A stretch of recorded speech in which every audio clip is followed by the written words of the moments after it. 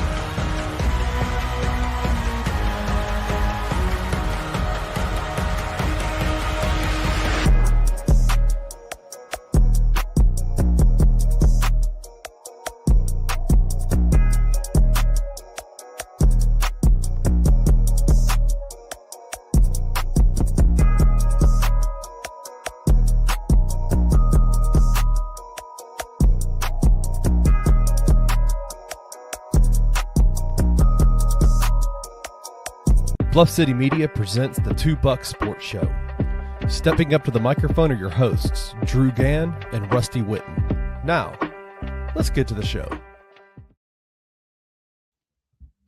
What's up, everybody? Welcome back to another jam-packed edition of your Tuesday Two Buck Sports Show. I'm your co-host, as always. Rusty Buck is checking in with my guy, Drew Gann. Uncle Buck, it feels like a hot minute since we've recorded, but it's only been our regular time since Thursday. I guess that's what happens when the Grizzlies aren't playing.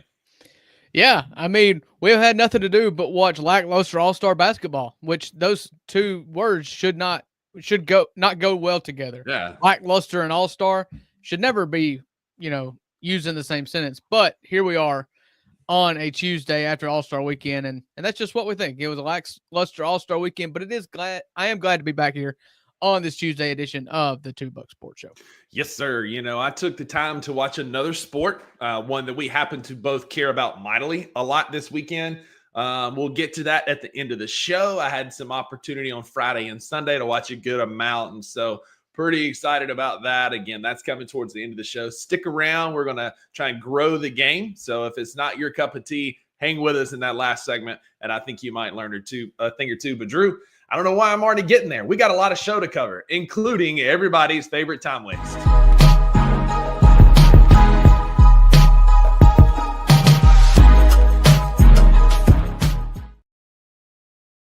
All right, Rusty, it is Tuesday, which means that we are about to tell everybody what happened this week. This segment started from two friends. We've been friends for over a decade, and we just want to take a few minutes and let each other know and let everybody else know the best thing that happened to us this weekend and our biggest beef of the weekend. We called this segment, as you could have guessed, our best and beef of the week. So, Rusty, I'll set them up. You knock them down. What is the best thing that happened to you this weekend? And you cannot mention your girlfriend. Too bad, because that was the best part of my weekend. Was 1 year on Saturday with Maggie. We had an awesome weekend. Spent all weekend together and did an escape room where we escaped off of a sunken pirate ship looking for some treasure. That was awesome. It was a ton of fun. Went to this place for dinner on Saturday night called Cafe 1912. That was amazing. A little small, intimate little restaurant. But the best part was it really wasn't that expensive for the food that we got, the ambiance, the atmosphere. I'm like, this checks all the boxes. I had rack of lamb. It was really, really a good time. We read books. We did a puzzle. It was just a perfect us weekend. And you're right, Wayno. I can't go a show without talking about Maggie. I'm sorry. It is what it is. Like I said on Friday's Daily Grind, when you've outpunched your coverage as much as I have, you're going to let people know about it. But we had a great time. It's hard to see, but she got me a cool little anniversary card up there with, where's the Valentine's card with Deadpool on it. It's like she knows me pretty well, and we had an awesome weekend. Well, it's a little bit disingenuous to call it young love. It is new love. Rusty, Wow. You're not young. No, I'm just kidding. The young at heart love. There it is. All right. Yeah, so my best thing of the weekend, listen, we just had a nothing weekend, and that was a good thing. You know, I spent Friday, I cleaned up Haley's car. That was my Valentine's present to her because we couldn't do anything because we all had the flu. And by we all, I mean 2 of the 4 children had the flu. Yeah. And so we just didn't do anything really this weekend. We did not get to go out on and celebrate Valentine's Day, but I did clean up her car, and we just hung out all weekend at the house. You know, we watched a little baseball, we watched All-Star Weekend, and just we're lazy. It was nice. Yeah, and it's nice to see Kenny in here, lying in the comments, but we appreciate you being here, sir, hanging out with us. Is there a third person in here? Yeah, I know you're not referring to Rusty. He's got to be talking about Grizz over our shoulder. That's the only thing I can think of if he's looking in here. How is Grizz in 2 places at once? I don't know, but he is. All right, Rusty, your biggest beef of the weekend. Well, you know, they're talking about snowpocalypse this week, and we're going to get all this snow and all this. And so Maggie and I went to the grocery on Sunday to get our food for the week. And I normally, when she works, like I normally go early in the morning. I'm a morning person. I'm usually there and home before 9 o'clock. But we had kind of a lazy day Sunday, so we didn't get there till 3 o'clock. And brother, like it took forever to A, find a parking spot, B, get what we needed. And then we get in line and it's like 20 deep at 5 registers. And it's ridiculous. We stood there. It was longer in line than it was to get to Kroger, get our stuff, and then get home. But while we were standing there, we watched a lady drop a jar of olives. Then I went over and I put like the wet floor sign over it so nobody tripped on it. It stayed there the entire time. Nobody swept a single bit of glass up. But it was doing the bare minimum. That's Rusty. That's it. Hey, listen, I'm not getting on my knees. I'm not picking up any olives or glass. No. I'm just going to put up a sign. When it's chaotic like that and the lines are what they are, you stay in line. So I just threw the sign up and got back in line. Well, then it was kind of accentuated by this guy in front of us who looked the part, right? He had like the flannel with the different colored sweatshirt hood, the ratty, like just had a weird vibe about him to begin with. And he's standing in front of us and he turns to the lady in the line next to us and says, "You ready for that Holocaust this week?" And Maggie and I looked at each other and we're like, did he say Holocaust? I'm like, sir, I think the term you're looking for is snowpocalypse. Like, I think that's what he was trying to get to, but he's going to drop and the lady next to him was like, okay. And then he turns to Maggie and I and starts talking to us. Well, I'm going to be really nice because I want no part of whatever he's planning for the coming week. And so we're talking about the frustration with checkouts and how crazy people get with the snow. So context clues, he clearly meant snowpocalypse. But my guy in Kroger, you hope. So again, I'm like, sir, what are your week plans so I can know where not to be? Because I want no part of that. Is there something happening this weekend in Memphis that we don't know about? Some kind of rally or like he was giving like just enough that it was like he might be up to something. Yeah, he didn't look like the kind of guy that you would assume to mess up that saying. I don't think it was a slip. I don't. He is not a fan. So. My beef of the week, I think you reminded me of something that beefed me even more than my beef that I had written down. So there is nothing worse than self-checkout. And gone are the days, I assume, of like the 16-year-old cashiers with the baggers and all that. Like, where did those people go to? Did high schoolers stop looking for jobs or did they quit hiring them?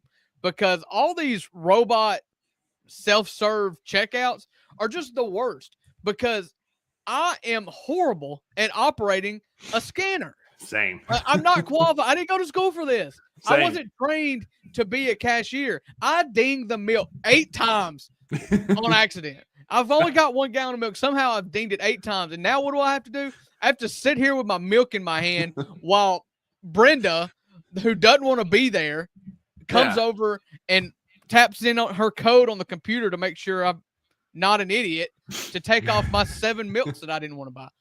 I've thought about just going back and buying 7 more gallons of milk just to save myself the heartache of asking Brenda to come help me.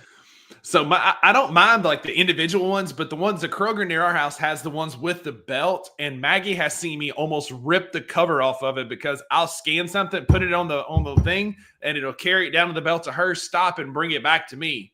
And then it's like, I'm like, what is happening? And so I pick it up and it's like, error, you need to scan the item. And I'm like, it says cheese. I don't know what you want. Like I did everything you asked. And then Brenda comes over there 5 times while I'm checking out, and just progressively more steam is coming out of my ears. So I don't mind like the regular self-check, but if there's a belt on there, I'm out because I'm going to screw it up. Don't even try me. Don't even try to come and check to make sure that I'm not that I didn't steal anything after you didn't put somebody there to ring up. If you can't put an employee there to check me out, then don't make sure that I did a good job, because I promise you I didn't, and I promise you it'd be an accident. Them eggs are free today, brother. Geez, I hate it. Oh my goodness, I didn't expect my blood pressure to raise this much. And Kenny's in the comments saying self-checkout is a win. You can tell that he doesn't do a lot of grocery shopping. He's going in and getting the one thing. Self-checkout is perfect if you're going to get one or two things. If you're going grocery shopping, forget it. I don't want it. I'll go to a grocery store that has a clerk. Yeah, go stand in Brenda's line and get it done. So we were in the line so long. I see Wayno's comment eating grapes. My guy in the line next to it just opened his box of Triscuits and was just going to town on Triscuits while we're in line. So, listen, you've had children when you do not even feel remotely sorry for opening up some snacks while you're in the grocery store. Yeah. Like, okay, here. Don't jump out of the buggy. Here's a Nutter Butter. Yeah. You know? So Kenny, I don't, but like the lady came over to me the other day and she asked for my ID when I was buying some wine. And I was like, oh yeah, here you go. And when she looks at it, she goes, I don't think you're that old. And I was like, let's go. Well, they obviously need to raise their standards at the wine counter. I've got a baby face, but that's why I cover with this beard, because I look 15 if I don't have it, minus the receding hairline and thinning up top. But that's enough grocery shop talk, tomfoolery. Drew, the people are here for one reason, and it's time to get into it.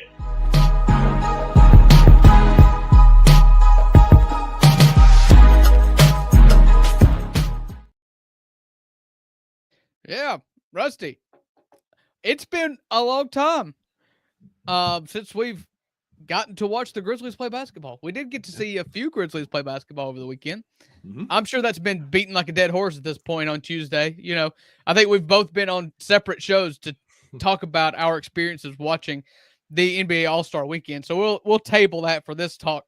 Yeah. But it's going to end up being a week in between games. And so today, just as a reset, we're 54 games into the season. We got 26 games, 28 games. I'm not doing the math on my top of my head. 28 games left. Yep. 28 games left. And so we're just going to take a minute and tell everybody what we want to see over the remaining 28 games leading up to the playoffs. So Rusty, we're calling this a wish list. It's not Christmas season, but we can still have a list of things that we wish for. So Rusty, what's the first thing on your Grizzlies end of season wish list? So I think my first one, we'll get to the rumor. We need to talk about the elephant in the room at some point. It'll be one of my wishes, but it's not my first wish. We'll save that for a little bit. My first wish is I want Vince and Jaren to be in all closing lineups in close games. So I sent you and Luke in our group chat, or in the group chat with Wayno too on Instagram, the plus minus chart for the Memphis Grizzlies as of late. Let's see. So the most recent one has Jaren and Vince in 119 possessions at plus 37. For those of you keeping up at home, that means we are 37 points better with the two of them on the floor than our opponent. Now it's two man. There's 5 guys play basketball, right? But that is a lethal combination. And if you can get Santi Aldama, who is a plus 12.8 with Vince, also a known closing lineup guy. Brandon Clark is a plus 9.7 with Vince. And with Jaren, he is a plus 12.8. So, like, those guys closing tend to work really well. So, for me, it starts and stops with the energy of Vince Williams and the defensive prowess of Jaren Jackson Jr. And so, for me, and like, there's going to be blowout games against some other teams that I don't care about. But Oklahoma City, Minnesota, Phoenix, the Clippers, like these games that we have coming up, they're going to be playoff type games. The Cavaliers, the Celtics, the Knicks. I want Vincent Jaren closing out the final 7-8 minutes of the game. Yeah, what that goes to show me, the 2-man stats that you just read off to us, it goes to prove what I believe. I know I said, but I believe that we said together and agreed on last week, and that is that Vince Williams Jr. just raises the floor for everybody that he plays with. Him and Ja both do the same thing, but go about it totally different ways. Ja, when he's his best, everybody's doing better offensively. Vince, when he plays, everybody does better defensively because he brings a level of hustle to this team, a level of just maniacism. Is that a word? It is today. Maniacism. Yeah. Maniacalism, whatever you want to call it, just that the crazy eyes he brings to the defensive end, and it results in everybody playing a lot harder. Yeah.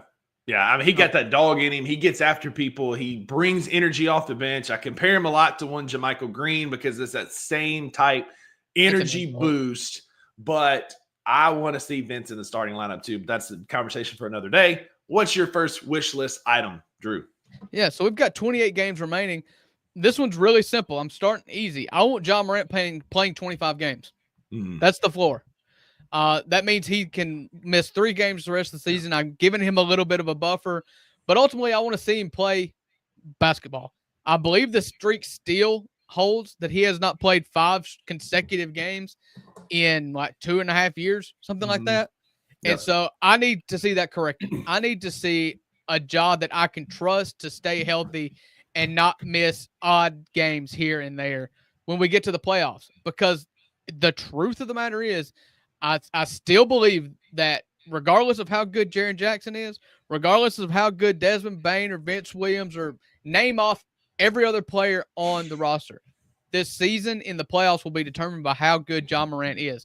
And right now, if we played a 7-game series, I cannot feel confident that Ja can play all 7 games. It's just an unfortunate fact, and I need to see that corrected. I'm giving him 3 games off to rest or whatever. If you've got a hard back-to-back, or if you're feeling a little achy or whatever, then fine.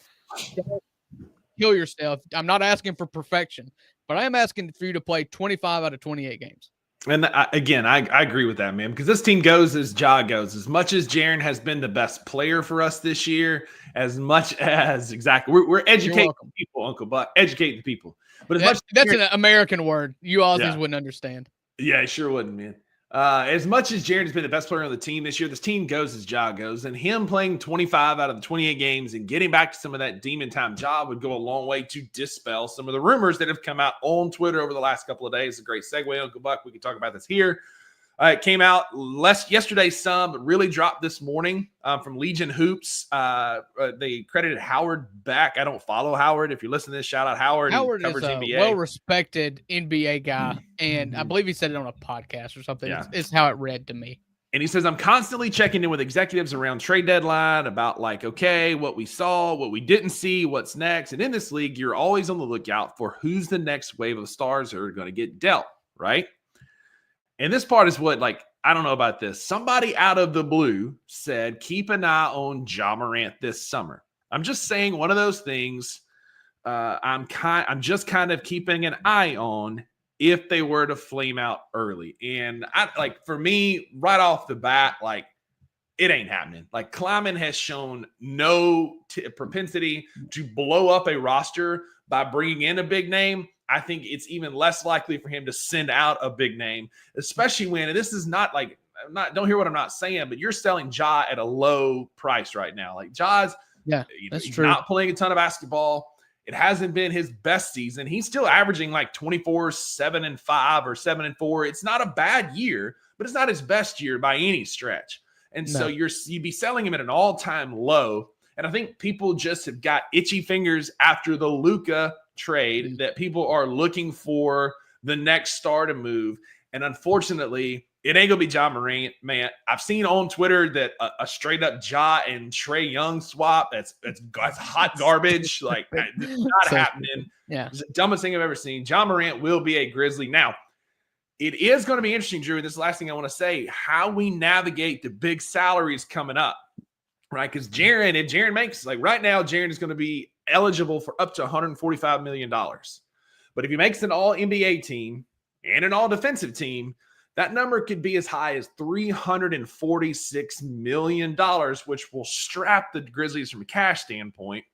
I don't know that he's going to command that big number, but we're going to pay Jaren a lot of money this offseason, and we'll have a lot of money tied up in our 3 big stars. What are your thoughts on the Ja Morant trade rumors? Well, the first thing, as I was reading it, somebody out of the blue said keep an eye on Ja Morant this summer. Is a very fishy thing. I don't necessarily trust somebody out of the blue's opinion of this. I think it to me, it read as it probably reads worse than it sounds if you listen to the clip. To me, it sounds speculative. It sounds like somebody that's speaking on a podcast and throws out just kind of an example of the next star that could be moving. Now, I think you're right. I don't think anybody feels safe anymore after Luka was traded, and I think that superstars feel this way. Nobody feels safe, despite everybody knowing that Luka trade was the biggest debacle of all time. Yeah, Kenny's right on the money right here. Out of the blue is code for Rob Pelinka. That's true. That's true. And the kind of if you want to go there, you can make it kind of make sense. I mean, given the kind of traumatic up and down nature of Ja Morant over the last 24 months, like I can make a case if I just wanted to play devil's advocate. Like just like Nico got tired of, Luka not getting skinny and not seeming to take it seriously. I can make that same argument for Zach Kleiman getting tired of Ja's antics. Okay, but it's just not real. Nico Harrison got barbecued, and he's no longer allowed in the state of Texas. So, no, Zach Kleiman will never make that move, nor should he make that move. Absolutely and not. It's just, this is the kind of stories that we get when there's 7 days without basketball. This is off-season talk. This is itching for content. We're scraping the bottom of the barrel, and that's all the time we're going to give to it because it's not going to happen. Ja Morant's going to be a Memphis Grizzly for a long time, outside of something really, really crazy that our front office has never shown. There's only one way he would ever get traded, and that is he asks out. Because the math is going to get very hard to do. The balance sheet is going to look very daunting when Jaren gets his max deal, because the second apron is just something that they've made it so hard to function as a team if you go into the second apron. And so that it will be very, very difficult to fill out a team when you're having 3 guys making $40 million a year. But it's going to happen, $40 to $60 million a year at that. It's going to happen. That's not going to be the reason why they trade Ja Morant. Yeah, not for a balance sheet, trade. So it's just not going to happen. You trade guys like Karl Anthony Towns for that. You don't trade guys like Anthony Edwards or Ja Morant for that. Agreed. And, I think this is what Kleiman's been talking about. We're not afraid of going into the first apron or the luxury tax. It's because of paying our homegrown players, not what everybody thought he was saying about going to get a big name. But that's all we're going to spend time on it. My next Grizz wish list item is I've been big on him all year. I've been high on him since last season. I want Gigi to keep shooting. The shot looks too good. He's getting a lot of good looks. They're just not falling. And I think he's not going to be the starter. I think, in my opinion, the starting lineup heading into the playoffs should and will probably be Ja, Dez, Vince, Jaren, EDBC, and probably Edie, but EDBC matchup dependent, most likely Zach Edey. I think Gigi can be that 6th or 7th man off the bench that comes in and just goes on a heater. He's what we think Luke Kennard should be. He's what we want coming off of our bench, like a Manu Ginobili used to be for the Spurs, where he comes in and he's an instant offensive spark. And so the shot's not falling right now, but he's getting a lot of good looks. He's being very athletic and getting to the rim. His defense is coming along. But I just want Gigi to keep shooting, man. The shot is too nice to not fall. I want Gigi. Luke has proven to me, Wayno, he asked, do you want Gigi or Wayne or Luke to keep shooting? The answer, like Kenny said, is yes, like both of them do. But Gigi, to me, has shown more of a propensity to shoot the ball than Luke. Luke is so hesitant to shoot the basketball. I don't know if it's protecting his percentage or what, but to me, Gigi's ceiling is a bit higher just because he is more than Luke is a one-trick pony. He facilitates and he shoots threes. That's it. GG has shown a 3-ball, a mid-range, and the ability to get to the rim. GG, keep shooting, sir. Yeah, I'm with you on GG. Although I'm not necessarily with you, and I don't know that you're trying to say just keep shooting threes. I just want him to keep going for it, whatever that looks like. Exactly. Keep shooting. I want his like getting a rhythm, and if it's middies, if it's threes, if it's getting to the rim, keep pushing the basketball. GG. Yeah, I want him to be the absolute heater off the bench. That's what I want him to be and have that mindset. And to have that mindset, he's going to have to just stick with it through the slump that he's in right now. So because Desmond Bain did it, and Desmond Bain came out the other side pretty daggum good. And Desmond has already told him keep shooting. And so GG, again, whatever it is, keep shooting. All right. So my next wish item on the wish list is to finish as a top 4 seed. I'm not going to sit here and say like we need to be the 2 seed. I know Denver's good. I know Houston's good. And I know that we've got a tough stretch of schedule. So here on, let's see, this is February the 18th. I'm not going to be the guy that says if we fall to the 3 seed, then it's a failure. Or if we fall to the 4 seed, it's a failure. If we fall to the 5 seed, it is bad. I want home court advantage in round 1. We've shown that matters. We've shown that we play better at home. And when we're going to get a good team that we've kind of struggled with all year, we've struggled with good teams all year. I want them at home. I want the game 1 and 2 at home. I want game 7 at home if it goes that far. And the second round wasn't going to matter anyways, because unless you're a top 2 seed, you're not going to host a home second round game. And so we must be a top 4 seed. That's what I'm getting at here. I agree. I think that's our sweet spot. I don't know that we need, if we start falling more than that, things have gone horribly wrong. And again, the schedule's not great. We come back against the Pacers, a playoff team, the Magic, a fringe playoff team in the East, the Cavaliers, playoff team, the Suns, fringe playoff, the Knicks, playoff. Like this, we're going to have 5 opportunities to close out the month of February against playoff teams to see what we can do. So right now, the Grizzlies' home record is 21-6. Their road record is 15-12. They are a half game up on the Nuggets for the 3 seed, and they're 2.5 games up on the Rockets for the 4 seed. So that's kind of where we sit. And the home versus road record is virtually where that's the reason why I made this my wish list. I want home court advantage in the first round. And this helps us. Denver has the 3rd hardest last 28 games, and the Grizz have the 4th. So we're right there neck and neck with Denver. That's our biggest competition. Like the Rockets have kind of shown some weak spots lately. The Lakers are still figuring it out. I think it's going to come down to us and the Nuggets for that 2-3. And we still get to play the Nuggets coming up. We've only played, we've already played them twice this year.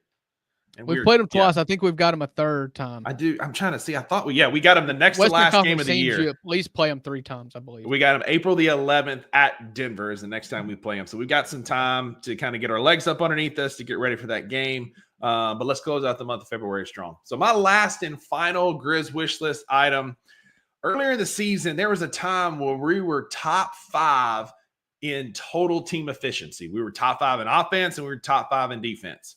And then injury happened, and then new players came back from injuries, and so we're still taking time to gel. I want us to finish in the top 7 in net efficiency. We're currently around 10th right now. Our defense is falling, but more significantly than our offense has. We can talk about turnovers all day on that side, but on defense, I don't want to do that. We're still starting to gel and kind of get our legs underneath us. Vince is going to help. We're going to continue to improve, and I want us to get back in the top 7 in the net rating and stay there for the rest of the season. We are currently 29th in turnovers per game, only in front of the Utah Jazz. Don't tell me that. Yeah, I'm with you on that. I've got one more as well. Mine is to get chippy. Pick you out a team that you got some beef with, and let's just go beef.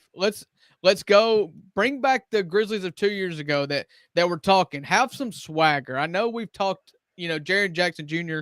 in particular has talked about vet swag, where you kind of let your game talk more than your mouth. But I feel like with the loss of Dillon Brooks, which I'm not ever going to be the guy that says that we miss Dillon Brooks. We do miss aspects of Dillon Brooks, and that is just what he did for the team's psyche. And he was our crazy. He was our crazy. And Vince is our crazy now, but he's not vocal that I've seen. I want to see us go back and start stepping on toes again. I want to see us have some because when we get beat, it looks like we don't have pride.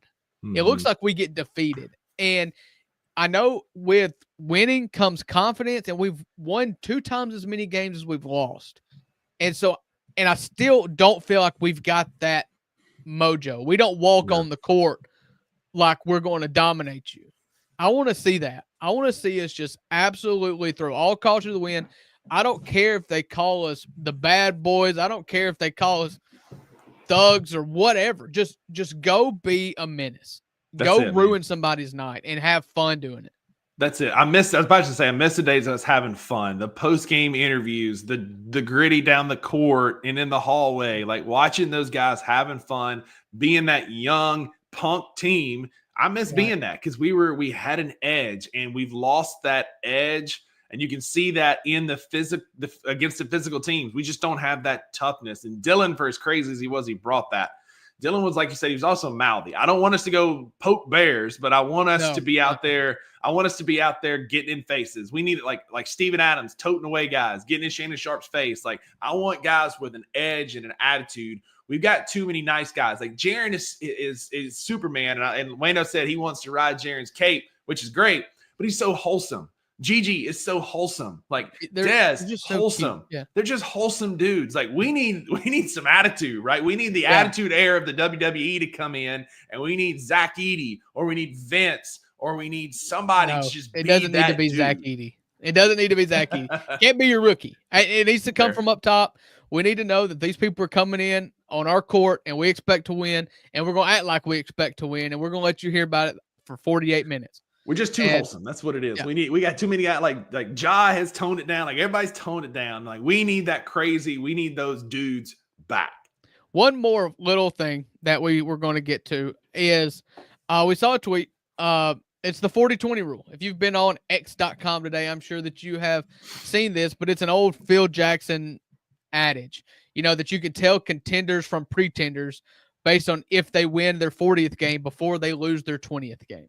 Mm-hmm. And so it says here that 16 of 17 NBA champions since this rule was introduced have reached the 40-20 benchmark, the only exception being the 2020-2021 Milwaukee Bucks. And so this thing holds up. Currently, the only teams that have accomplished this are Oklahoma City. They are 43-9, and Cleveland is 43-10. So they are sailed past this goal. The Grizzlies need to win 2 out of their next 6. They need to win 2 games before they lose 6. Mm-hmm. So they need to win 2 out of their next 8 games to be a member of this 40-20 club. The only other team that they call as having good chances are the Celtics. They're 35-17, so they would need to win 5 out of 8 games. So Grizzlies win 2 out of their next 8 games. You become part of this 40-20 mark. And according to Phil Jackson, arguably the best basketball coach of all time, he would call you a contender at that point. A real contender. And Drew, of our next 8 games, we play a lot of these playoff teams. So they would be some momentum building, silencing type wins. If you go in our next 8 games, if you beat, we come back, we beat the Pacers, and then you got the Magic, you got Cleveland. Like if you get any of the Knicks revenge game, if you get any of those games for your second one, and then a lot of the haters and the doubters will be silenced because we will have a good win. I looked on the wrong line. The Grizzlies are 36-18. Not so 4. So I gave you the Boston. Boston needs to win 2 games before they lose 4. And the Grizzlies need to win 4 games before they lose 2. Which is still doable. The schedule's tough, but it's doable. And if you can go do that, then you've supplanted yourself, especially if you win 4. If you go on a 4-game heater coming out of the All-Star break and you beat Indiana, Orlando, Cleveland, and Phoenix, I think a lot of people are going to be really excited about the prospects of this basketball team. I'd like to just take a quick moment to apologize for everybody for not checking the math from this Twitter post from Ball Talk NBA. Their graphic was wrong. Okay, it wasn't me. I should have caught it. I will take let's say 25% of the blame, but not 1 percentage point more. No. And this is the last thing we're going to say about the Grizzlies before we transition. This is a great point. Like, we don't need to lose our fun by growing up, but growing up is showing up when it's hard or when it's needed. And that you can still have fun, but you've got to rise to the occasion. When you get punched in the mouth, still find a way to have fun and bounce back. Yeah. You could tell that saying right there from Wayno is from at least 65 years of experience in life. And I think that's it. I think Wayno's at least 65 Probably based on close. that saying. All right, it is Uncle Buck and I's favorite time of the year. We cannot be more excited to bring this. We're trying to grow the game. If you're not a fan, hang with us. We're going to make it fun. Like, hang with us. We got a lot of good stuff on the other side.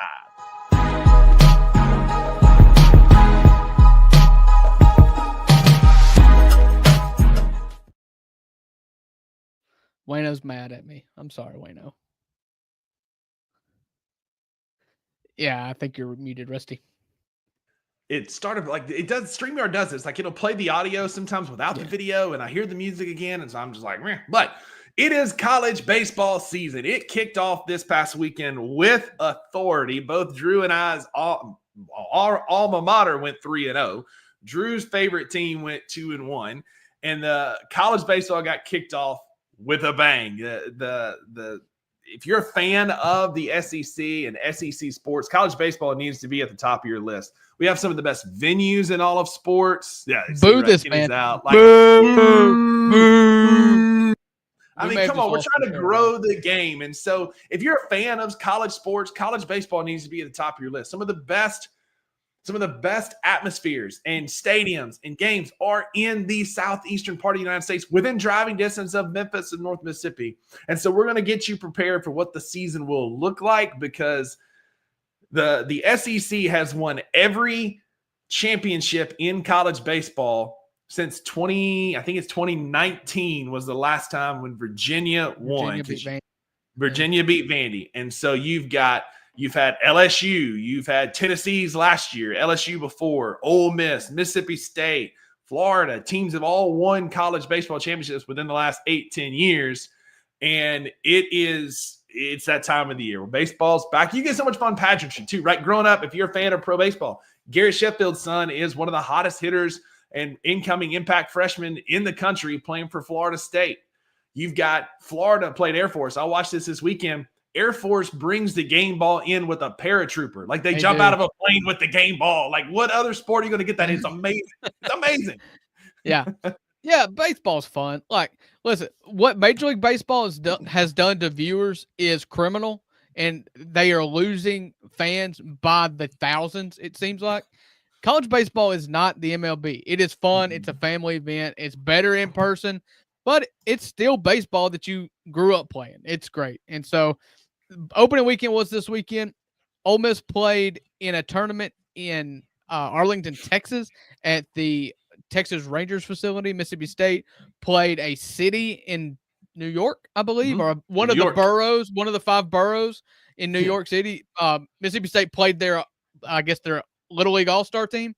Yeah, played Manhattan University, man. They came in and we scored 30 runs in 2 games on Friday. And it's Manhattan, and you can't take a lot about Manhattan. That. Next.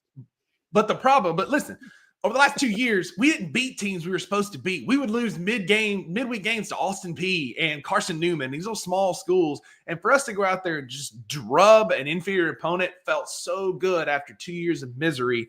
And it was fun because you got a lot of guys back that came back from last year, including Stone Simmons, who has not started a game since March of 2022 due to injury. He came out in the second game on Friday and absolutely dealt, had a great comeback, performance for him after 2 years, almost 3 years, really 3 years almost of not playing baseball. So it's a fun storyline for what we did this weekend against an inferior opponent. Yeah. I mean, good teams beat bad teams. Great teams pound them into dust. And so Ole Miss played in a tournament. They actually played 3 baseball teams as opposed to what Mississippi State did. Good baseball team. And most schools, I hate opening weekend when it's like you play Manhattan or Austin Peay or whatever. Ole Miss played 3 games. The first one was against Arizona. They had a 2-1 win in a pitching duel. Then they lost to Texas and then beat Clemson on Sunday in a run rule game. So it was a smashing success for Ole Miss, and it was something that was fun, that we got to watch competitive baseball in week 1, much like Stone Simmons, which is the most University of Georgia quarterback sounding name ever. Absolutely. He is absolutely, when his baseball eligibility is up, he's going to be the quarterback for the Georgia Bulldogs. His name is Stone Simmons. Okay. Hunter Elliott, who was as a true freshman from Tupelo, Mississippi.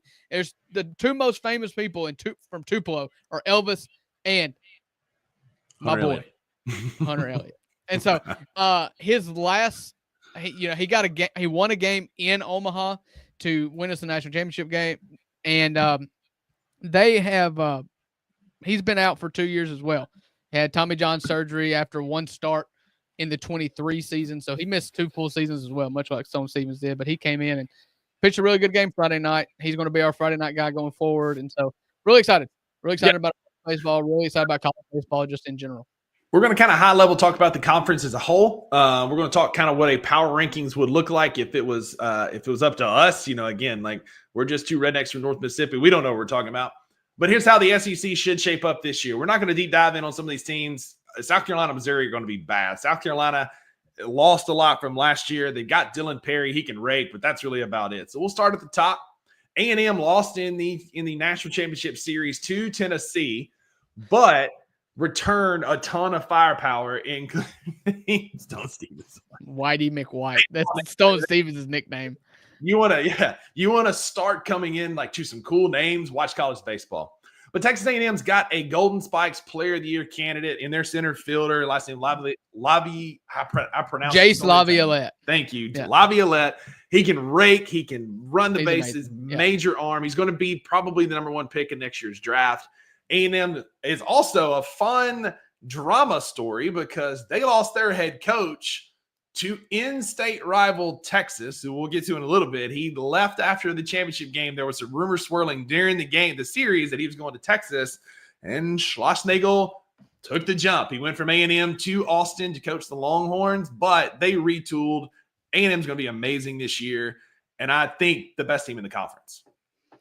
Yeah, I don't think there's any question about that. There's all these teams in the top, I would say 5, A&M, Tennessee, LSU, Florida, and Arkansas. They're in the top 5 every year. You can shuffle them. You can argue till you're blue in the face. I don't care.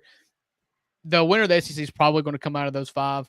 Agreed. And the Arkansas is probably going to be regular season champs again, and they're going to flame out before they get to Omaha, just like That's always what they do. That's what they always do. Florida's good. They're young. They're loaded. LSU's got one of the best freshmen in the country in Derek Curiel, outfielder, major arm, crazy wheels, and he can just absolutely rake. And it's going to be exciting to watch what he can do.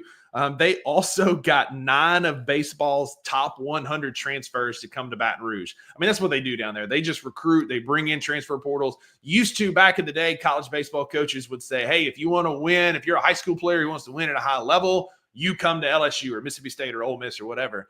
After the championship game last year, head coach for LSU said, look, if you want to win and you're in the transfer portal, LSU is where you want to go. And they've done a really good job of winning in the transfer portal, much like Kentucky did. Kentucky last year kind of overachieved, but they've worked the portal really well. I've got them a little bit lower in this year's power ranking just because I don't believe in what they have this year. I don't think they hit it quite as well as they typically do. But again, your top 5 teams there are probably going to be, one of them is going to be either not only your SEC champion, but playing for a national championship later this summer. Yeah, I'm with you there. I hate Tennessee with every fiber of my being. Absolutely. And so especially when how many Ole Miss players transferred there to start? 2. That's what I was just looking up. Ole Miss has been down. We sold our soul for a period of time yet unknown in order to win the College World Series. And in my opinion, it was worth it. State same way. But in our demise, we found a couple of transfers last year that helped Ole Miss greatly. And both of those went to Tennessee, one being Liam Doyle, a left-handed pitcher. He just looked up his day against Hofstra. He pitched. He had 5 innings pitched, 11 strikeouts, and 1 hit, no walks. And so pretty impressive day from old Liam Doyle. Wish he was still in Oxford. And Andrew Fisher hit a bomb. He was a third baseman / first baseman for Ole Miss last year. The worst fielding third baseman I've ever seen in my life, but he can hit. He can hit. He hit a bomb last night or this weekend for Tennessee. So, yeah, they can both go to the bad place. Yeah. Kind of that next tier, that 6 through 10. Again, these teams are good. They've got some question marks, though. Georgia lost one of the best players in SEC history in Charlie Condon to the draft. Yeah. He's amazing, but he's gone now. Trey Phelps is a young name for Georgia that they're anticipating. It was a transfer in. I don't remember where he transferred in from, but they're expecting big things out of him. Vandy has a lot of question marks on offense. But if there's one thing we know about Vanderbilt, they're going to have a ton of great arms. They will, but they're going to have a ton of great arms. Their rotation is going to be really, really good. Their pitching is strong. It's deep. And we know what gets you to Omaha is pitching. If you can pitch, they'll find a dude that can hit in there. And Vandy's got a lot of talented arms. Texas and Alabama have a couple of good players. Vandy is probably the one that's lost the most because of NIL, because them being a private school allowed them to give infinite scholarships when everybody else was only allowed to give 11.7 scholarships to the baseball program. And so Vanderbilt is probably the one that is finding it a little bit harder to keep pace because everybody else is just equal. A la Alabama football. They're having the same issues just like Alabama football did when everybody could pay their players. But quick high-level scope of Mississippi State. Yeah, we went 3-0 on the weekend. We have Southern Miss tonight. It's actually a big day for Mississippi State athletics. We have a top 20 matchup against A&M in basketball at 6, and then we play at Southern Miss, in-state little brother, at 6 o'clock today as well in baseball. But we've got a lot of pitching depth return. We're dead last in 2023 from a team ERA standpoint. We bring in a pitching coach from South Carolina, and we finished 4th last year with a 4.17 team ERA. You got Pico Khan returning. You've got Carson Ligon returning as starters. I talked about Stone Simmons earlier coming back to the rotation, and we're going to be deep from a pitching standpoint. For us, we start and go it starts and finishes with Hunter Hines. He hits baseballs like he's mad at them. Great first baseman from a fielding standpoint, but he's already hit 2 home runs this year in the opening weekend. Same with Ross Highfall. He's a veteran catcher. It's his 3rd year in Starkville. He's been there for a long time. He's kind of anchoring that staff. We've got some young arms outside of the 3 that I mentioned, but they're good. The 2 impact transfers for us this year are going to be Ace Reese, who transferred in. He's another Georgia quarterback. I mean, once again, but what a great baseball name, right? Ace Reese. He's got all SEC potential. He's a third baseman. He's got a big arm. He hits the ball really well. He's a transfer in from Houston, played at Houston last year in the AAC. And then the other one for us is Sawyer Reeves. He's going to be our starting everyday shortstop. Came in from the Citadel where he hit almost 320 on the year last year. Again, it's a step up, but there's a lot of potential for a guy coming in like that. Our schedule is very favorable. Our home series are Texas, South Carolina, Florida, Kentucky, which is Super Bowl all weekend, and we get Ole Miss at home this year. Our road series are at Oklahoma, at LSU, which sucks, Alabama, Auburn, and then we play Missouri the last weekend of the season in Columbia, which is weird things happen in Columbia the last weekend of the season, but they're not that great. And so Mississippi State has a chance. Now, we're not going to be I don't think we're going to host a Super this year. We kind of backdoored into a regional last year. I think there is a good chance that we might host a regional because if Mississippi State, like Ole Miss, can host, they typically do because you get good turnouts and it's good for college baseball. And I think we've got a real shot to make some noise in postseason play this year. Yeah. Well, I'll never get those 5 minutes back. Ole Miss is, you start every year feeling pretty confident. I mean, you're not a fan if you don't. Right. What kind of happiness and joy do you have in your life if you don't find a reason to root for your team when the season starts? Okay, so if Ole Miss has got one good thing going for them, is that they've got 3 seniors that are starting for them on the weekend, and so you've got Hunter Elliott coming back. He's got College World Series experience. You've got forgot the other guy's name, but and then you've got Riley Maddox and Mason Nichols. Riley Maddox and Mason Nichols, all 3 of them were on the College World Series team in 2022. And so you're returning all of those, and that's what gives you the most amount of confidence. In the field, you've got a lot of transfers out there if you're Ole Miss, and they played a lot of folks in their first 3 games. And so you kind of hope that when the dust settles, you land on something that's obvious, but you're starting a true freshman at shortstop, which has only been done one other time that since Mike Bianco's been the coach, and that was for Jacob Gonzalez, who is on his way to the big leagues right now. Really good shortstop. He started as a true freshman, and this guy, Owen Pano is his name, is going to start at shortstop for the Rebels. And then you've got impact transfers. A couple transfers hit home runs in the opening weekend in games against Arizona and against Clemson.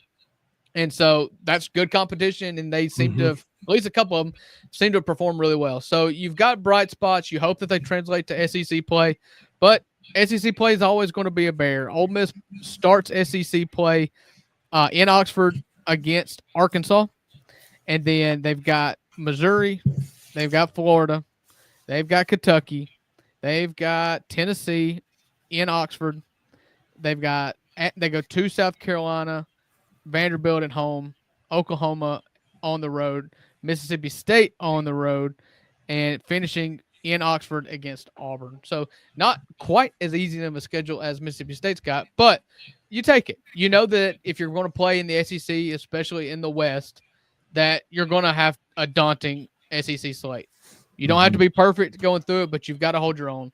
And I think Ole Miss, after 3 games, seems like a team that has at least a glimmer of hope. And that's all you can ask for right now after 2 years in the basement of the SEC. That's it. And that's all we asked. Both of our teams sold our soul for national championships, and we're still on the come up. State sold our soul farther. Absolutely. Absolutely. Totally worth it. 2021's best summer of my life. But we're still paying for that. State is a little bit further ahead. Ole Miss is coming out of it. Mike Bianco has been in hot water, but it feels like he's in hot water every year. Butch Thompson at Auburn is in very much hot water. He is coaching for his life this year. And if Auburn doesn't turn it around, he's likely gone.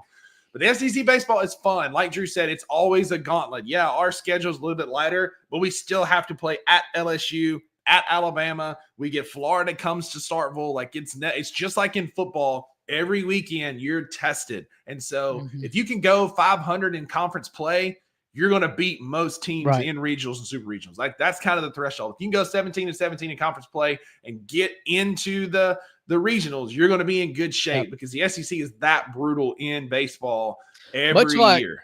Much like the college basketball conferences this year. You know, if you in 18 SEC conference games for college basketball, if you go 8-10, you're going to be in the NCAA tournament. It's the same way in college baseball. You play 30 games. If you go 14-16, typically every 14-16 team the SEC gets in. Your RPI is good enough, even with a losing SEC conference record. I mean, that's it. Like you just got to get there. Just get there. Like just hang in there, win your midweeks, and if you go 2 out of 3 every weekend, you're in the money. That's top notch for college baseball. If you win 2 out of 3 every weekend, you're going to be the number 1 team in the country at 20-10 in the SEC. Yeah, and that is championship caliber. Unless you're Arkansas and you're going to lose the pop fly in the lights against Oregon State and absolutely boo-boo in the bed once again. You know, it hurt me to be in Starkville as Mississippi State won the College World Series, and I know it hurt you watching Ole Miss dogpile at Charles Schwab Field in Omaha, Nebraska. But what we both can agree on absolutely is that Arkansas has never done it, and it brings us great joy. Absolutely. To watch Dave Van Horn every year have one of the best teams in the regular season. In the comments. Where's our boy from Thursday? Marcus, he wanted to go all woo pig on us on Thursday, and he didn't show up today. And we're talking about your boy, Dave Van Horn. He can't win the big one, man. He can't get it over the hump. But that's going to do it for our Tuesday show. Thanks for humoring us. We're going to talk college baseball every week. Hang with us. We're going to educate. Much shorter segments, though. The game. Much shorter segments. Just talking mostly about top-end SEC, State, and Ole Miss. But hang with us as we grow the game. It's one of our passions. It's one of the things we love the most in this world. So and we're the $2, dang it. It's our show. That's it. So thanks for hanging with us if you're still here. Appreciate y'all tuning in, being in the comments and chatting with us. Wayno made it to the end. Let's go. And my goal is to have Wayno an Ole Miss fan by the time this podcast is done. Wayno, you're too good of a person. He is from the land of sharks and surfing, and we at one time had a mascot that was a land shark. So it feels like a match made in heaven. Wayno, you're better than that, bro. Come on, man. Come to the good side. But thanks for hanging with us. If you put up with us 2 buffoons this long, click like. Give us a like on this video. Subscribe. Turn your notifications on. Hang with us. Follow us on social medias. And we'll be back here on Thursday talking Grizzlies in the back half of the season. But remember, there are no refunds for what you hear on the $2 Sports Show. That's right, because with the $2, you always get what you pay for. Go Grizz! Go Grizz! Hail State! Thank you for listening to the $2 Sports Show. If you enjoyed this episode, leave a rating and a review wherever you download your podcasts. Also, like and subscribe to Bluff City Media's YouTube page. For comprehensive coverage of all things Memphis sports, head over to www.bluffcitymedia.co and find out how you can become an insider. We will see you back here next time.